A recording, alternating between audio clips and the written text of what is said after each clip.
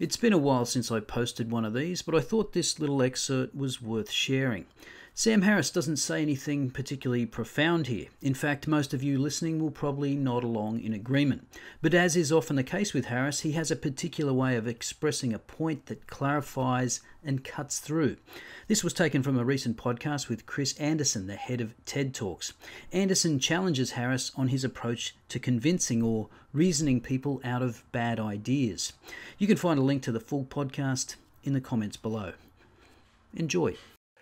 Let's say that your project essentially is to sort of spread the good meme of moral progress to the world. You know, how do you do that? So that there's reason, which is one way in which humans persuade each other.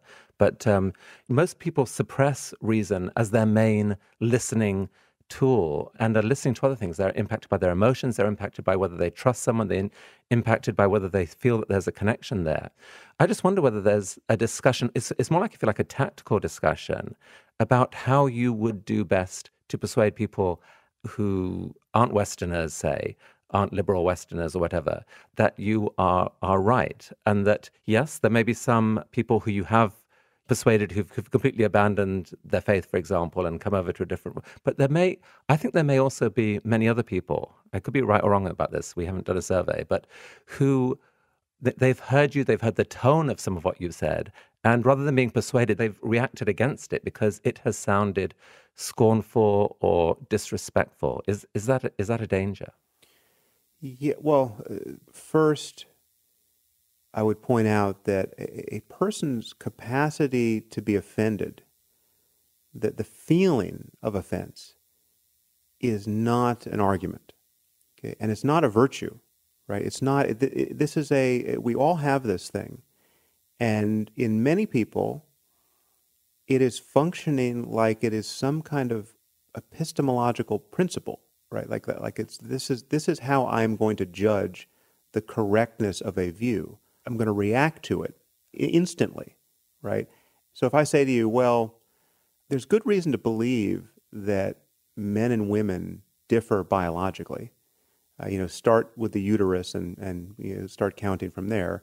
And the more science studies us and sex differences, we have discovered that this extends to human psychology and human ability, cognitive abilities and interests. And so you start linking those sentences together, people begin to get uncomfortable, right? The discomfort isn't evidence of anything.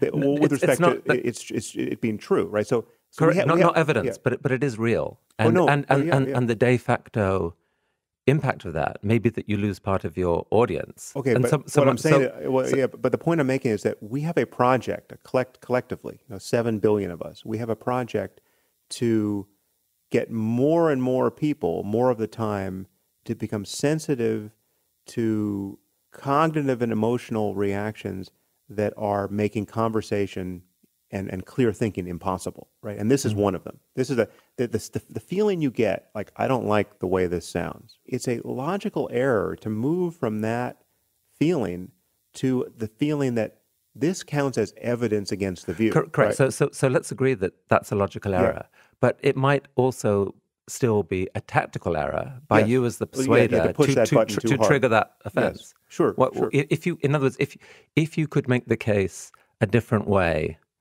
why wouldn't you?